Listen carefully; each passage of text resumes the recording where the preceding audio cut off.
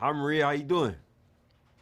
Good, and you? An honor to have you here. Welcome to Colombia. Oh, thank you. I'm honored to be welcome. You know, Well, I here, haven't been yet. But where are you? What city are you in?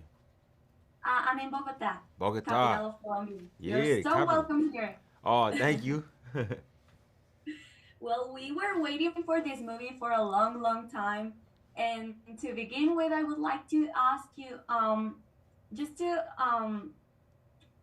if you could just give us like a little idea of what are we going to find in this new movie with no spoilers.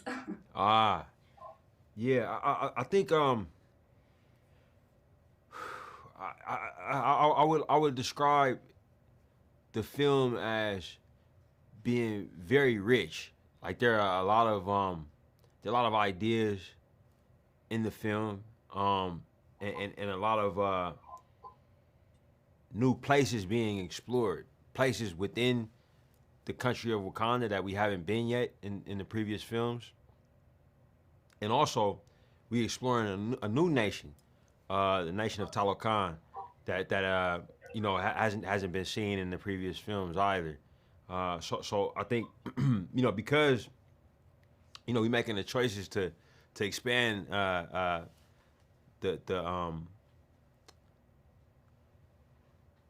the amount of places that we go in this film versus the last one, it was able to hold a lot of ideas. We exploring ideas of motherhood, um, the ideas of the challenges that come with grief, specifically when grieving someone who was great, and uh, impacted a lot of people, and also uh, we were able to reflect on some of the themes that existed in the first Black Panther. Um, Things like the value of tradition or ritual, and does it have a place in it? Do these rituals have a place in a modern society? Uh, so all of those things we were able to explore in the film. So I think what audiences are gonna find is something very rich, and also I think the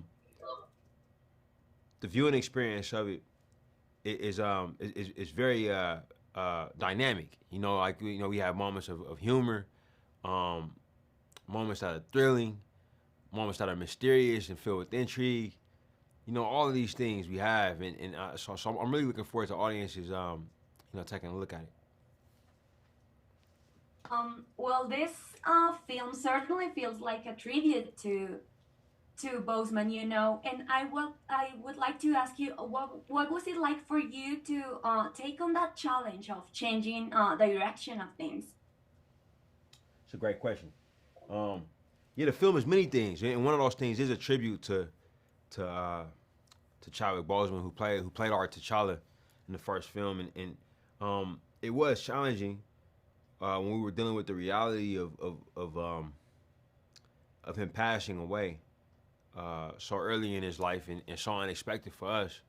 But once we were able to figure out our direction, which took a little bit of time. Once we figured out what kind of story we wanted to tell and what we were gonna do as it relates to T'Challa, we started to gain a lot of momentum. And I just leaned on my collaborators, my co-writer Joe Robert Cole, and my producers Kevin Feige and Nate Moore, and then my talented cast and my talented crew, and kind of shared this idea with them, kind of share with them what we were going for now, and their contributions were just outstanding, and that was how we got the film that we ended up with. Well, I would like to talk about Letitia. I think she absolutely shines in this film. I'm obsessed. And I would like you to ask you how was working with her in the sequel? How different was it from the first time? Yeah, that's a great question. So I can't say enough about Letitia.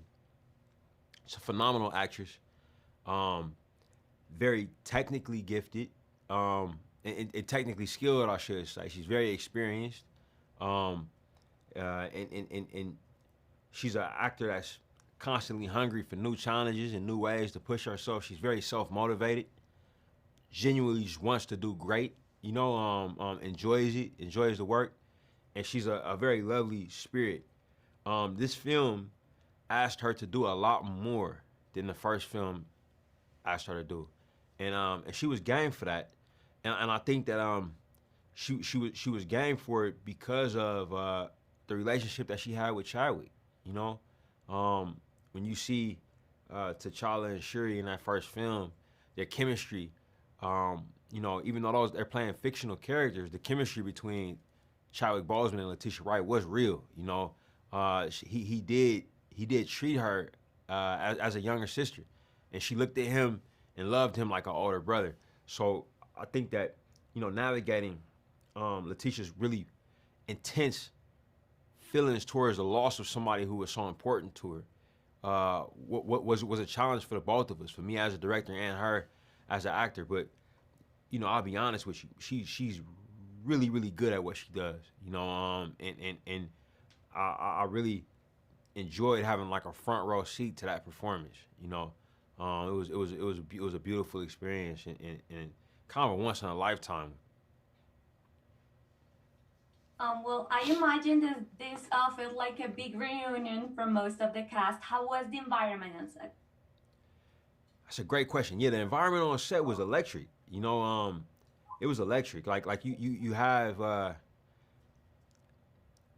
be honest with you. On our sets, you can count on every person being there. Every person who is present being at the top of their craft. So it's and we also know each other well and care about each other. We've come to know each other through making these films quite well. You spend a lot of time on a film set. A 10-hour day is a short day for us. You know what I mean? Like our days are we traffic in 14, 15-hour days when you factor in driving and hair and makeup and meetings that you'll have after you wrap. Excuse me. And so, for us, getting a chance to get back together with everybody, it was a reunion, but it's also a challenge, because we trying to support each other and do our best and push each other, and we had the excuse me. Unfortunately, we had the added motivation of wanting to do something that would make Chad proud. In a perfect world, we make something that makes him smile. And whatever your faith may be, however you view what happens when people pass on, we wanted to make something that if he were able to see it, he would smile about it and tell us good job, tell us we did good, and that was what our major motivation was.